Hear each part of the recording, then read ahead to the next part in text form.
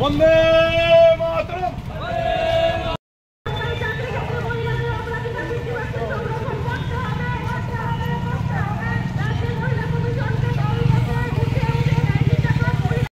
জাতীয় কংগ্রেস জিন্দাবাদ জিন্দাবাদ জিন্দাবাদ।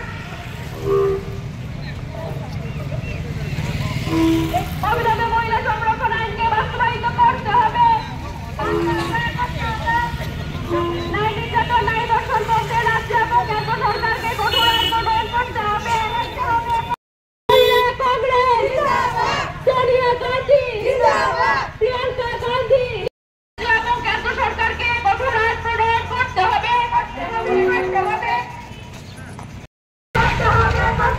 অবিলম্বে মহিলা সংরক্ষণ আইনকে বাস্তবায়িত করতে হবে। নারী নির্যাতন, নারী বন্ধে রাজ্য এবং কেন্দ্র সরকারকে কঠোর আইন প্রণয়ন করতে হবে। আদিবাসী সরকারি চাকরি এবং মহিলাদের অগ্রাধিকার 50% সংরক্ষণ চালু করতে হবে।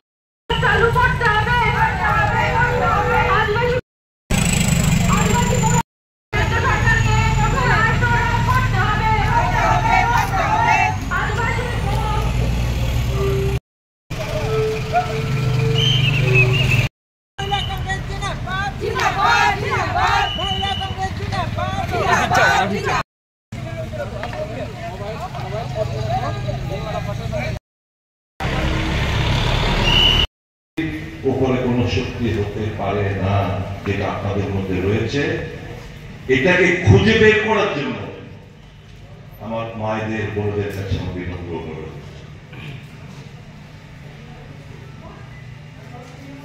সমবেত মায়েরা বোনেরা, এমন একটি দলের কর্মী আমরা, যেই দল শুধু আমাদের কথা বলার স্বাধীনতাই দেয়নি, চলাফেরা করার স্বাধীনতা দেয়নি, যেটা আগে মধ্যযুগের সময় কেউই স্বাধীনভাবে কথা বলতে পারত না। ব্রিটিশ শাসনের সময় চলাফেরা করার মধ্যে নিষেধাজ্ঞা জারি ছিল। লড়াই সংগ্রাম মাত্রতে বলিদানের ইতিহাস কংগ্রেস দলের, আমরা যে দল করি কংগ্রেস দলের পেছনে রয়েছি, সেই দলের সৈনিক, সেই দলের মহিলা কর্মীরা হচ্ছেন আপনারা। আপনাদের পেছনে আপনাদের তাড়া করে বেড়ায় দলের গৌরবময় ইতিহাস। এই দল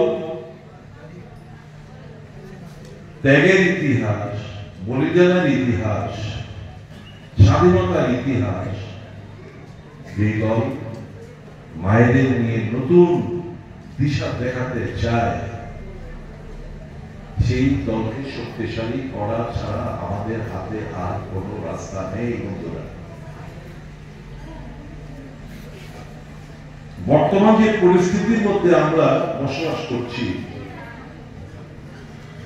রাজীব গান্ধী, ডক্টর মনমোহন সিং, পিভি নরসিংহ রাওরা, সোনিয়া গান্ধী, রাহুল গান্ধীরা চাইছেন দেশকে একবিংশ শতাব্দীর দিকে নিয়ে গিয়ে একটা পাওয়ারফুল অর্থনৈতিক সামাজিক দিক দিয়ে একটা শক্তিশালী রাষ্ট্র বানাতে। কিন্তু এই চিন্তাভাবনার মধ্যে সবচেয়ে বড় বাধা হচ্ছে বর্তমান শাসক গোষ্ঠী, যাদের চিন্তা ভাবনা এখন ওই মধ্যযুগের চিন্তা ভাবনার মধ্যে তাদেরকে তাড়া করে বেড়াচ্ছে। অর্থাৎ আদিবাসী এসসি সমাজের লোকরা মন্দিরে যেতে পারবে না, এক কুয়োর জল খেতে পারবে না। ঘৃণা করো যারা হিন্দু ধর্ম না, যারা মুসলমান তাদের ঘৃণা করো, যারা খ্রিস্টান তাদের গির্জা ভাঙো, যারা বুদ্ধিস্ট তাদের সঙ্গে অসহযোগিতা করো। এই চিন্তা ভাবনার মধ্যে আবদ্ধ বর্তমান শাসন যারা আছেন, ভারতীয় জনতা পার্টির নামক একটি ফ্যাসিস্ট দল। কাজেই তারা সংবিধান তারা মানেন না। আজকে যাদেরকে সামনে নিয়ে আমরা, যার জন্মতিথিতে আমরা পুষ্পার্ঘ্য অর্পণ করলাম, যার জন্য আজকে এখানে স্বাধীনভাবে কথা বলতে পারছি, মতামত প্রকাশ করতে পারছি, আপনার অধিকারকে প্রতিষ্ঠিত করার জন্য আমরা লড়াই চালিয়ে যেতে চাইছি, আমাদের ডক্টর বি.আর. আম্বেদকর, তাকে আজকে পার্লামেন্টে দাঁড়িয়ে দেশের স্বরাষ্ট্রমন্ত্রী কটূক্তি করতে তারা দ্বিধাবোধ করেন না। তাদের ভেতরের যে জিজ্ঞাসা, তাদের ভেতরে যে ঘৃণা, এই জিনিসগুলো কিন্তু বেরিয়ে আসতে আস্তে আস্তে তাদের মুখোশটা আস্তে আস্তে খসে পড়ছে। চিন্তা হবে বন্ধুরা, আপনাদের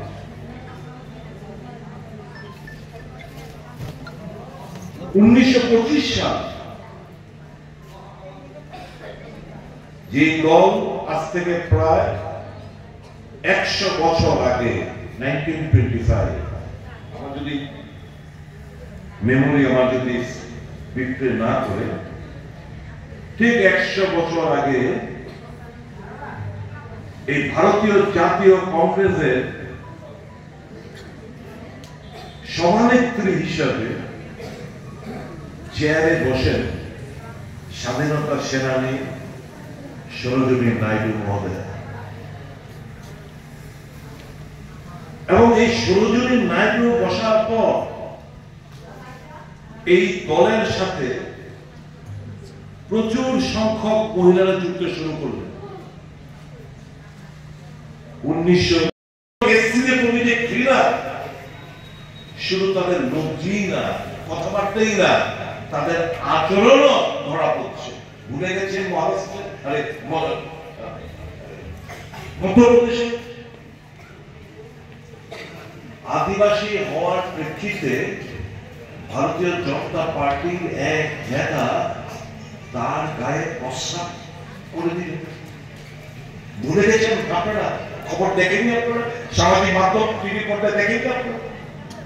আমার দায়িত্ব শুধু মনে করিয়ে দেওয়া। তপশিলি জাতি হওয়াতে বেদম অত্যাচার, অথচ কংগ্রেস দল এসটি এসসি অ্যাট্রোসিটিজ অ্যাক্ট, তাদের উপর যদি কোনো অত্যাচার হয় আইনকে আরো করা রাস্তা, এই কনস্টিটিউশন সংবিধানকে সংশোধন করে তাদের জন্য কঠোর আইন এখানে আমাদের দেশের মধ্যে আছে, কিন্তু সেগুলোকে, এই আইনের ধারাগুলোকে যত অত্যাচার হোক না কেন আমরা দেখি না এই সেকশন গুলোকে ইনসার্ট করতে। কাজেই ওবিসি, এসসি, এসটি, সংখ্যালঘু, তাদের ভেতরে যে ঘৃণা সেটা বারংবার প্রকাশিত হচ্ছে। আমার মায়েরা, বোনেরা, একমাত্র কংগ্রেস দল সংবিধান 73, এই যে পঞ্চায়েতের একজন প্রতিনিধি, নির্বাচিত প্রতিনিধি এখানে এসে বক্তব্য রাখলেন, এই যে রিজার্ভেশন, এই যে আসন সংরক্ষণ, 73তম সংবিধান সংশোধনের মাধ্যমে এগুলোকে আপনাদের কাছে দিয়ে গেছে কংগ্রেস সরকার। 74তম সংবিধান সংশোধন, আরবান বডি গুলোকে সংশোধনের মাধ্যমে ওখানেও আসন